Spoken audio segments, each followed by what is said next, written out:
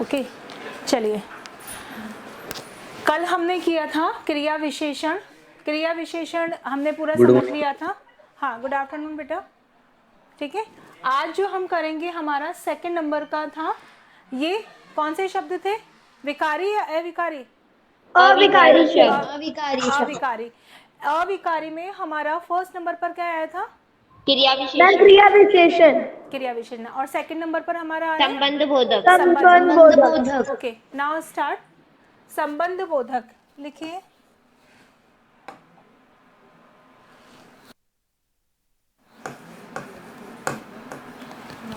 एक सेकंड।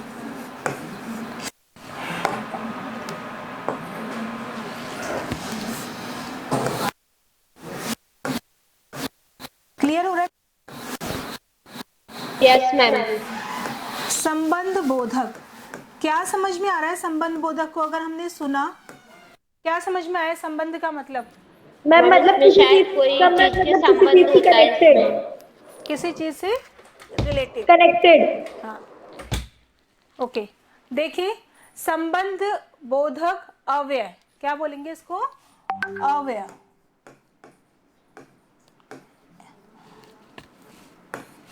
एक तो थोड़ा सा टाइम। मैम अविकारी शब्द को अव्यय भी बोलते हैं ना? हाँ बेटा, टाइम थोड़ा सा देख लिया करो क्योंकि बार बार होता है डिस्टर्ब। ओके, संबंध बोधक अव्यय। अब देखिए संबंध बोधक अव्यय हमारा क्या है, लिखिए। वे अविकारी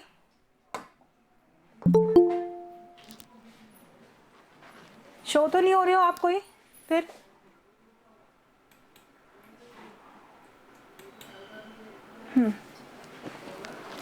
बेटा, जो आप लोग क्लासेस बहुत कम लेते हैं, प्लीज क्लासेस ज्यादा लिया करो जिससे कि हमारा चैप्टर साथ के साथ क्लियर होता जाए। ओके, हाँ, इसमें लिखिए वे अविकारी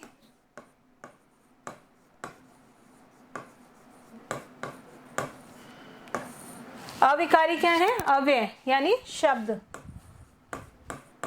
क्या परिभाषा बनती इसकी? वे अविकारी शब्द जो संज्ञा या सर्वनाम शब्दों के बाद संज्ञा या सर्वनाम शब्दों के बाद आकर वाक्य के, इसको आप लिख लीजिए फिर समझा देती हूं, दूसरे शब्दों से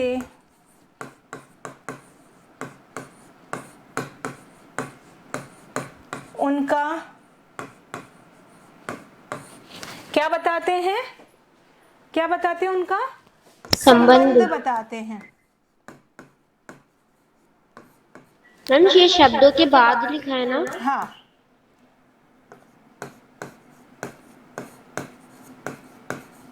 बताते हैं। ठीक है, अब हमें इसकी परिभाषा समझ में आ गई। संबंध बोधक अव्यय, संबंध बोधक वे अविकारी शब्द, शब्द के बाद कॉमा लगा लीजिए यानी अल्प विराम लगा लीजिए। वे अविकारी शब्द संज्ञा या सर्वनाम शब्दों के बाद, यानी वाक्य में आपको पढ़कर ये पता पड़े कि ये संज्ञा है या सर्वनाम है, उनके बाद आकर, यानी संज्ञा सर्वनाम के बाद आकर वाक्य के दूसरे शब्दों से, सेंटेंस में और जो बाकी के शब्द हैं उनके साथ को उनका दोनों का संबंध स्थापित करे, तो वो क्या हो जाता है हमारा? क्या कहलाएगा वो हमारा?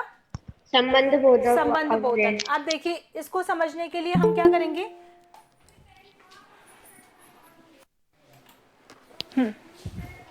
इसको समझने के लिए हम देखो इसका एग्जाम्पल देखेंगे। उन्हें संबंध बोध, उनका संबंध बताते हैं, पूरा लिख लीजिए। उन्हें संबंध बोधक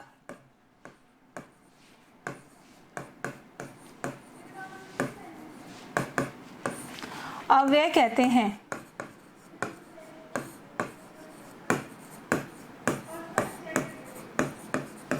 ठीक है, यहां तक हो गया हमारा। अब देखिए जैसे जैसे में हमारा जो सबसे पहला उदाहरण आता है वो है प्यास के मारे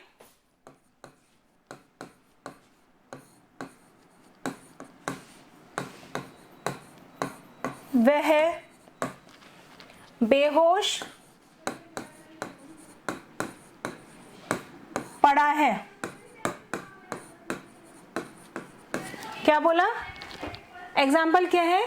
प्यास के मारे वह बेहोश पड़ा है। अब यहाँ पर हमारा ये सेंटेंस है, एक शब्द है प्यास और एक है बेहोश। इन दोनों को कोई चीज है जो जोड़ रही है। क्या जोड़ रही है? वह जोड़ रहा है। वह तो कौन है? एक सेकंड क्लियर सुनो। वह तो क्या है हमारा?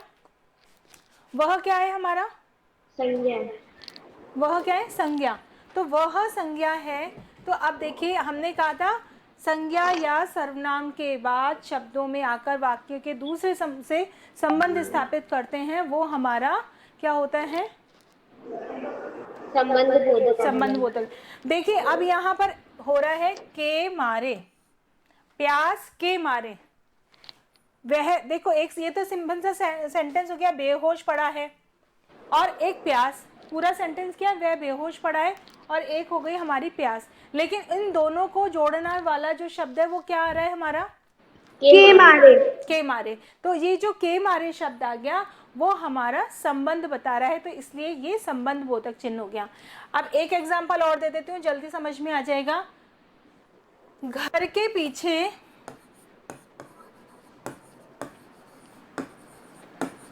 मंदिर है। घर के पीछे मंदिर है। अब यहाँ के पीछे और मंदिर, लेकिन हमारा इन दोनों के बीच संबंध कौन बता रहा है? के पीछे। तो जो के पीछे वो हमारा क्या हो गया? संबंध अवयव। क्लियर हो गया? समझ जाओगे? यानी कि सेंटेंस आप पढ़ोगे, सेंटेंस को पढ़कर आपको पता पड़ रहा है कि कोई काम हो रहा है ना? काम तो हो रहा है, लेकिन काम के साथ में उस संज्ञा या सर्वनाम के साथ जो लिंक करने वाला शब्द आ जाता है वो हमारा संबंध बोधक होता है। क्लियर? चलिए अब नेक्स्ट आता है। और एग्जाम्पल की जरूरत है या काफी है? हाँ मैम आ गया। जैसे एक और देख लो भाई, वो भी चीज हो ना हमको बिल्कुल समझ में आ जानी चाहिए, कंफ्यूजन नहीं रहना चाहिए। सीप समझते हो क्या? भीतर मोती है। के भीतर। अब देखिए सीप क्या होता है? पता नहीं। ये ठीक है, पता नहीं। सीप का मतलब पता नहीं। ठीक है, चलिए सीप होता है। देखिए आपको पता है कि जब बारिश की स्वाति नक्षत्र की बूंद, जब बारिश की पहली बूंद होती है ना, एक बारिश की जो पहली बूंद होती है अगर सीप में गिरती है तो उससे हमारा मोती बन जाता है। ठीक है, स्वाति नक्षत्र में जब वर्षा होती है उसकी पहली बूंद अगर सीप में गिर जाती है, सीप वो होता है जो आपको समुद्र के पास दिखते नहीं है इस तरह से बने हुए कटोरी जैसा आकार के, शंख जिसको बोलते हो। शंख तो पूरे शेल्स वगैरह होते हैं। हाँ वही। तो शंख तो पूरे बंद होते हैं, वो सीप इस तरह का शेप का होता है। तो जब स्वाति नक्षत्र की बूंद उसमें गिरती है तो उस पहली बूंद से वो जो बूंद है पानी की बूंद, वो किस रूप में बन जाती है? हमारा मोती के रूप में। किस रूप में बन जाती है? मोती बन जाते हैं। लेकिन वही स्वाति नक्षत्र की बूंद केले के पत्ते पे गिरती है तो वो कपूर बन जाती है।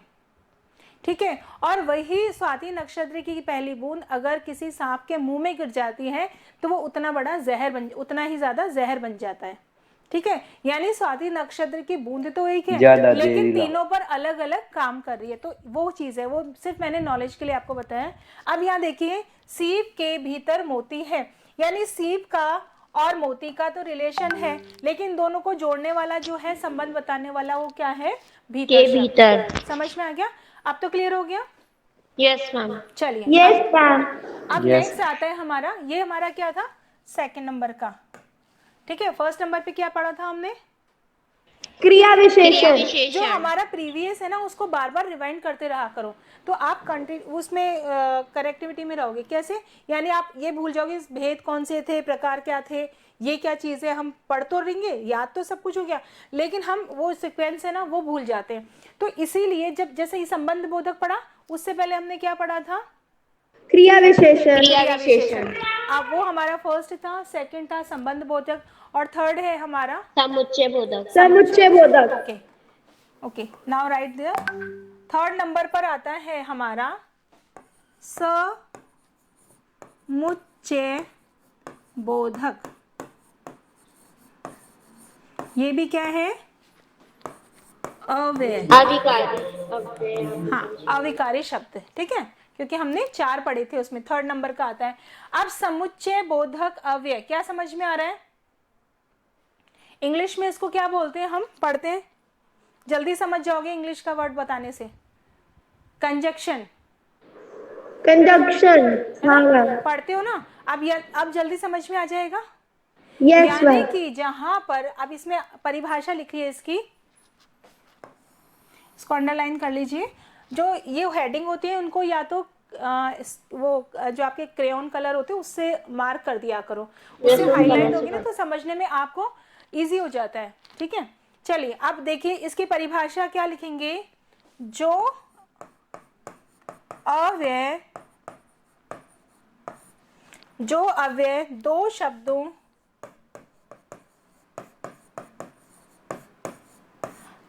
शब्दांशों वाक्यांशों या वाक्यों को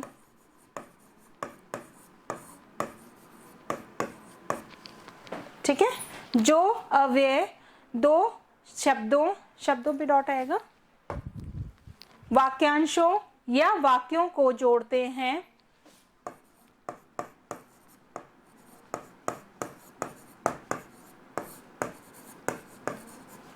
उन्हें समुच्चय बोधक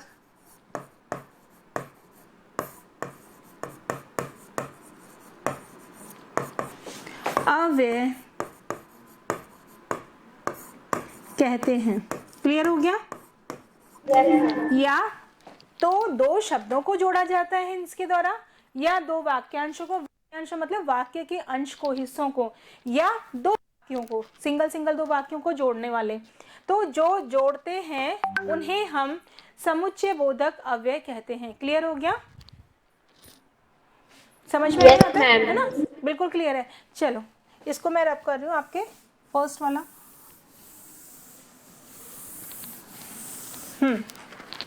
अब देखिए इसके एग्जाम्पल क्या हो सकते हैं। अच्छा, इनमें एक चीज और है, इनके भी 5 प्रकार होते हैं। किसके? अभी से ध्यान कर लो, समुच्चय बोधक के कितने प्रकार होते हैं? 5। 5। क्लियर? अब 5 कौन कौन से होते हैं? फर्स्ट नंबर पे क्या आएगा? संयोजक, ठीक है। सेकंड नंबर पर आ जाएगा हमारा वियोजक। थर्ड नंबर पे क्या आएगा हमारा? विरोध दर्शक।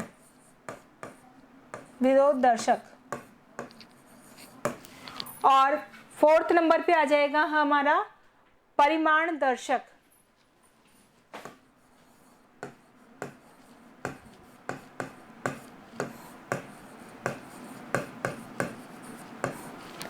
ठीक है, फर्स्ट नंबर पर हमारा हो जाएगा संयोजक, दूसरा वियोजक, विरोध दर्शक और परिमाण दर्शक। अब संयोजक क्या कहेंगे? संयोजक जो होते हैं हमारे, वो होते हैं कि दो शब्दों, यानी कि इन सब में भी जोड़ेंगे तो दो के बीच में कनेक्टेड होते हैं। क्या है इनके आप 4 ही लिखे हैं भेद, और आपने इधर 5 हाँ, बोला है। पांचवा भी लिखवा रही हूँ। ये बेटा समुच्चय बोधक के भेद हैं, वो कर रहे हैं हम। इसमें फर्स्ट नंबर का है संयोजक। अब संयोजक का मतलब होता है कि जहां पर दो शब्दों, वाक्यांशों और वाक्यों को जोड़ने वाले अवयव। यानी कि जहां पर इसको सीधा सीधा अगर समझेंगे तो जहां पर और, तथा, व, तथा, ठीक है, एवं, इनके द्वारा जोड़े जाते हैं।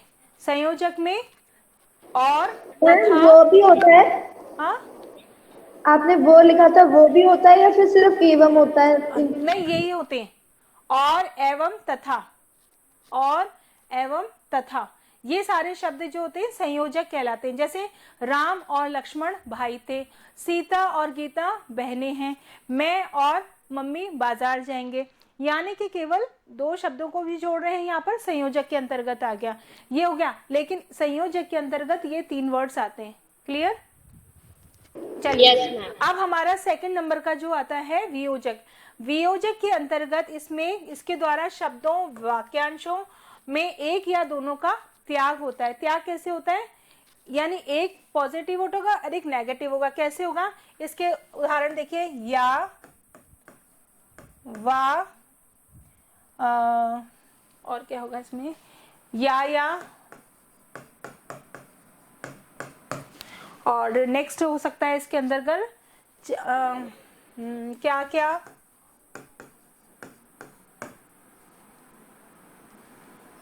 मैम आपने या सिर्फ क्यों लिखा है? आपने 2 बार भी या लिखा है और एक सिंपल या भी लिखा है। हाँ, दोनों लिखे हैं मैंने, है ना। एक वियोजक के अंतर्गत आता है या, एक के अंदर आता है वा, फिर उसके बाद में या 2 बार या भी लिखा है। इसके बाद में क्या क्या, फिर न और नहीं तो, न भी आएगा और नहीं तो।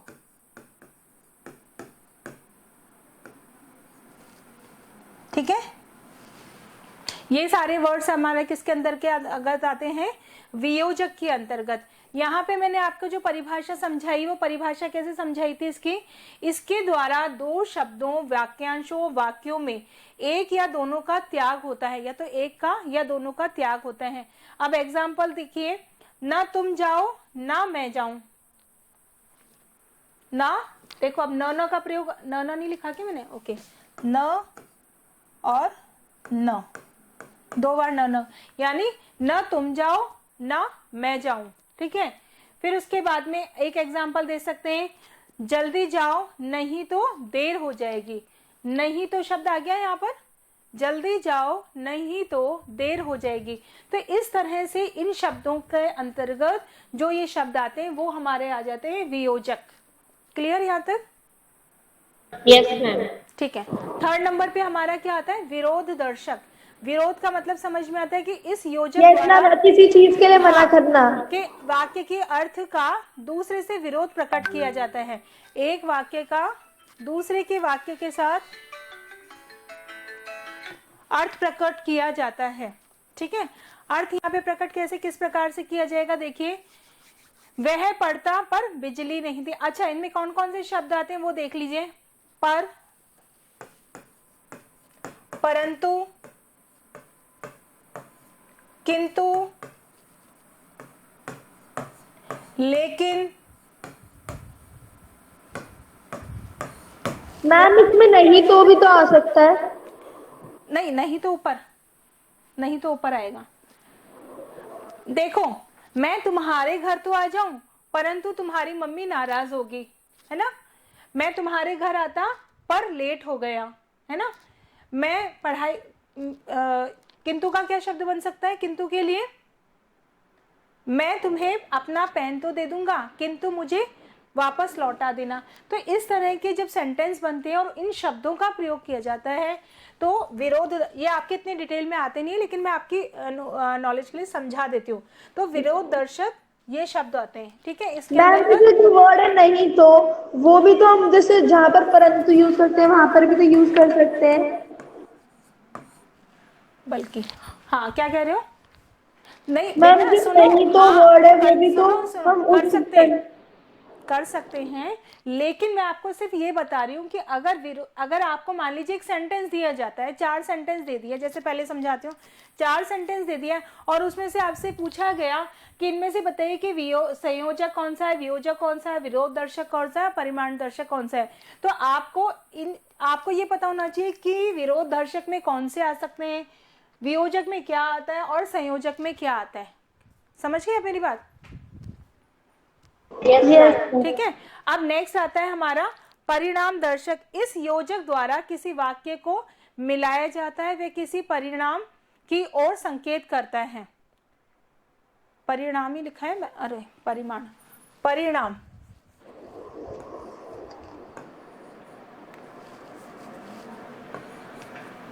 परिणाम, ठीक है, परिणाम दर्शक। यानी इसके अंतर्गत क्या आता है कि जहां पर इस योजक में के द्वारा किसी वाक्य को मिलाया जाता है, मिलाते हैं और वह किसी परिणाम की ओर संकेत करता है, जैसे इसलिए, क्योंकि, वास्ते, अतः, अतएव, सो। अब इसका लिख लीजिए, इसलिए पहला, क्योंकि,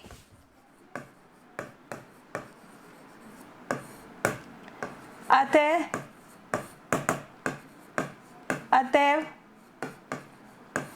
ये जो शब्द आते हैं, या सो, या इस कारण, जैसे कि आप लिखते हो, एप्लीकेशन रखते हो ना कि मुझे बुखार है, इस कारण मैं पाठशाला में उपस्थित नहीं हो सकता, इसलिए मुझे 2 दिन का अवकाश प्रदान करें। तो जब यहाँ पर ऐसे शब्द आते हैं, उन सेंटेंस को हम परिणाम दर्शक कहते हैं। परिणाम बताया जा रहा है यहाँ पर कि मैं बीमार हूँ इसलिए स्कूल नहीं आ सकता, तो इसलिए इसको परिणाम दर्शक कहते हैं। क्लियर? नेक्स्ट चले। Yes ma'am. मैम आपने फिफ्थ वाला नहीं लिखाया। हाँ, एक सेकंड बेटा, ये तो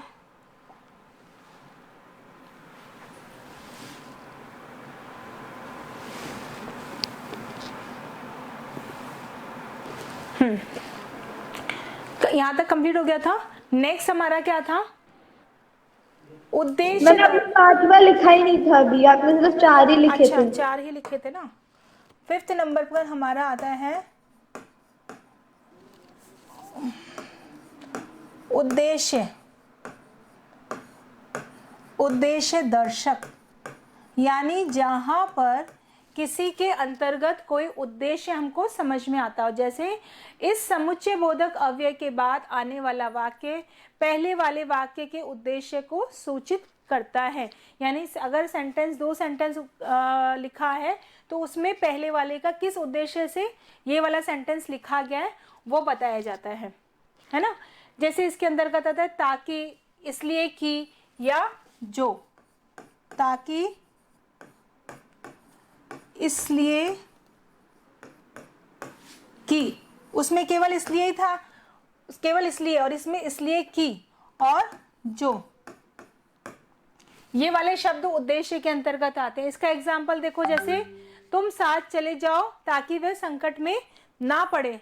तुम साथ चले जाओ ताकि वह संकट में ना पड़े, ठीक है।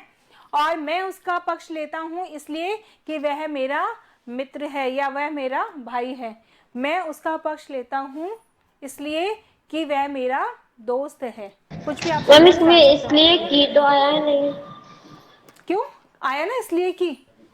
मैम जो आपने सेंटेंस बोला सेंटेंस बोला मैंने, मैं उसका पक्ष लेता हूं इसलिए कि वह मेरा दोस्त है।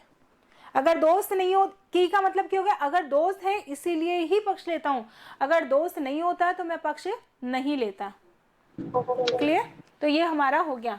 नेक्स्ट अगर जो लास्ट आता है वो हमारा आता है विस्मयादि बोधक। विस्मयादि बोधक को तो अच्छे से इजीली समझते हो आप? समझते हो क्या? Yes ma'am, yes ma'am. विस्मयादि बोधक यानी इसकी परिभाषा को कैसे लिखेंगे? जिन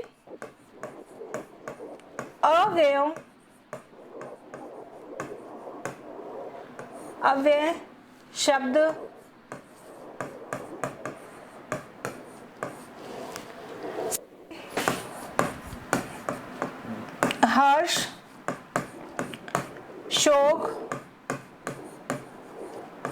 खुशी, आश्चर्य का पता चले,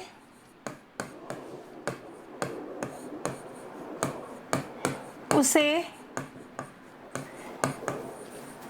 इसमें आदि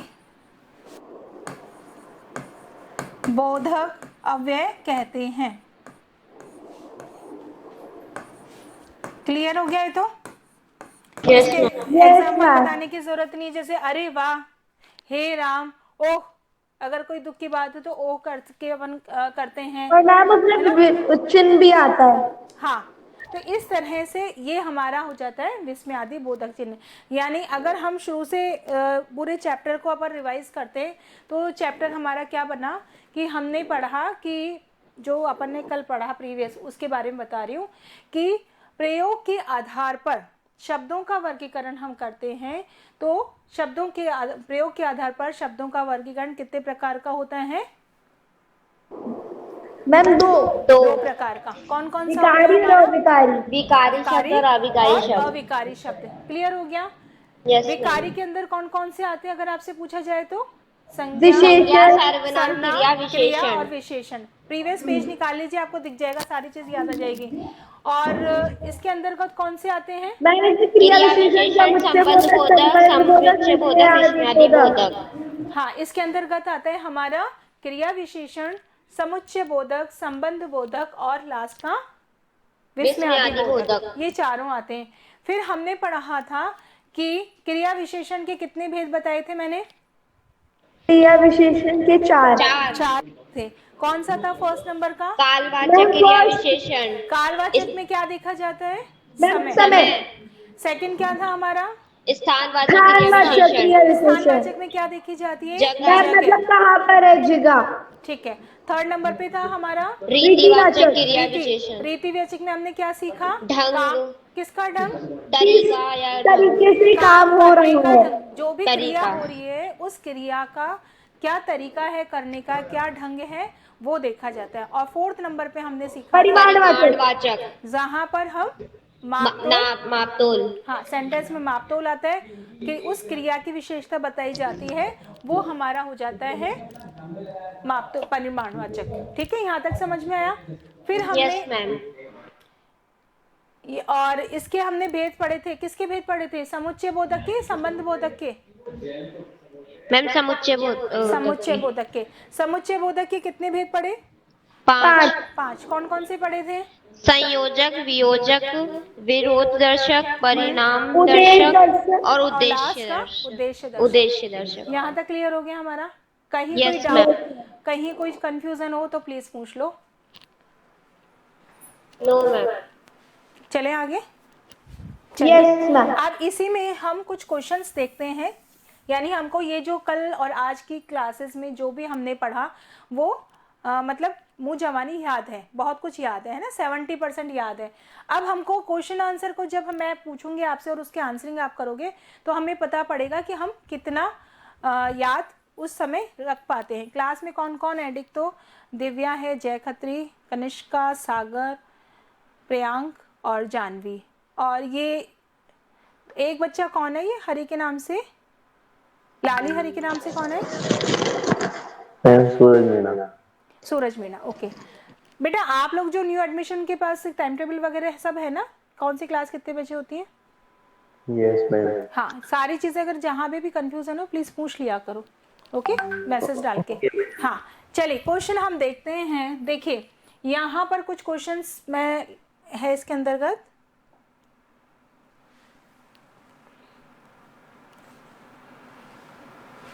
चलिए मैम ये क्लियर नहीं आ रहा स्क्रीन पर, ये बहुत छोटा है तो ये। कोई बात नहीं, कोई बात नहीं। आप, मैं पूछ रही हूँ, आपको सिर्फ रिप्लाई करना है।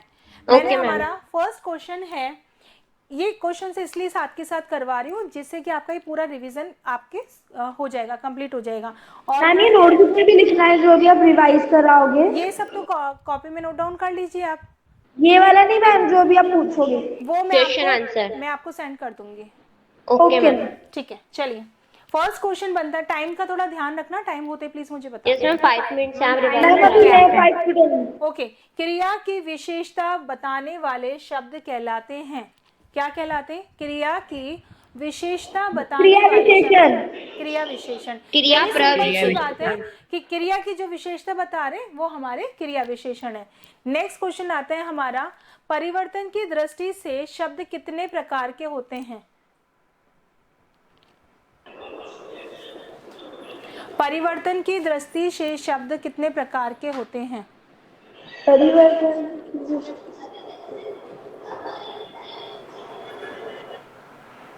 चलिए दूसरा क्वेश्चन पूछते हूँ। अविकारी शब्दों में शामिल है, अविकारी शब्द में क्या शामिल है? क्रिया विशेषण, विशेषण, संज्ञा क्रिया या क्रिया? विशेषण। क्रिया विशेषण। क्रिया विशेषण। ओके, बाकी बच्चे भी जवाब दीजिए बेटा, आप लोग भी पढ़ रहे हो, केवल ये दो जो बच्चे एग्जाम जवाब दे रहे केवल वही नहीं पढ़ रहे हैं क्लास में। गलत बोलोगे कोई दिक्कत नहीं है, अगर गलत बोलोगे एक बार तो सही बोलना भी सीखोगे, लेकिन बोलोगे नहीं तो कुछ नहीं सीख पाओगे। हमेशा मैं आप लोगों को यही चीज़ समझाती हूँ 9th क्लास। नेक्स्ट होता है हमारा क्वेश्चन, निश्चय बोधक क्रिया विशेषण शामिल है कौन सी में? परिमाणवाचक में, रीतिवाचक में, स्थानवाचक या इनमें से कोई नहीं? मैम परिमाण।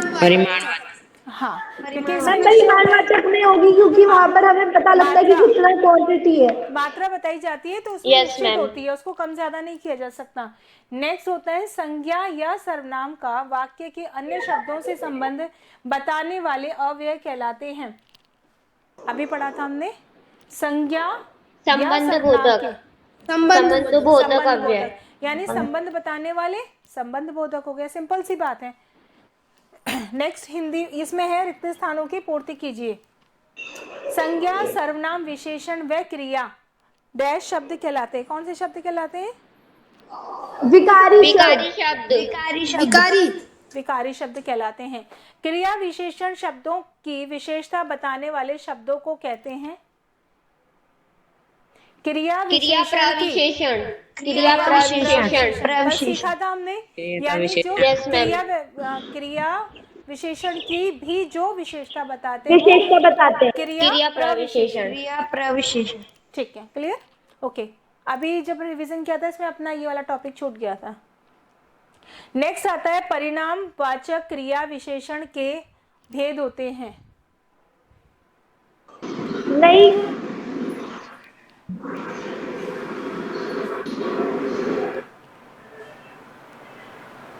मैम परिमाणवाचक होता है ना? परिणामवाचक क्रिया विशेषण के भेद होते हैं। मैम परिमाण होता है ना? देखो उस समय पढ़ा था हमारा परिमाण, जो ऊपर पढ़ा था हमने भेद, याद है? जहाँ पे नहीं मैम, वह धीरे नाचते, परिमाण होता है ना, परिमाण। दोनों वर्ड होते बेटा, दोनों वर्ड होते। जहाँ हमने ऊपर पढ़ा था वो परिमाणवाचक था, लेकिन अभी जब ये उद्देश्य दर्शक वाला पढ़ा था वहाँ परिणामवाचक आया था। हाँ तो मैम इस वाले में 5 होंगे और परिमाण वाले में कोई नहीं होते। हाँ, इस वाले में 5 होंगे, ठीक है। आगे है हमारा, अविकारी पद किसे कहते हैं? अगर आपसे पूछा जाए सरल भाषा में परिभाषित करने के लिए कहा जाए कि अविकारी शब्द किसे कहा जाता है, तो हम क्या बोलेंगे? परिभाषा क्या होगी हमारी? अविकारी शब्दों को अव्यय भी कहते हैं और मैम जो शब्द जो वाक्य प्रयोग करने पर लिंग, वचन, कारक और पुरुष के अनुसार नहीं बदलते, हाँ, तो उन्हें इसको अविकारी और- शब्द कहते हैं। और वो किसी भी उसमें चेंज नहीं होते हैं। ठीक है, वे शब्द जिनका कोई रूप परिवर्तन नहीं होता वो हमारे अविकारी शब्द कहलाते हैं। जिसका रूप परिवर्तन नहीं होता वे अविकारी शब्द कहलाते। क्लियर हो गए यहाँ तक? Yes ma'am. Yes ma'am.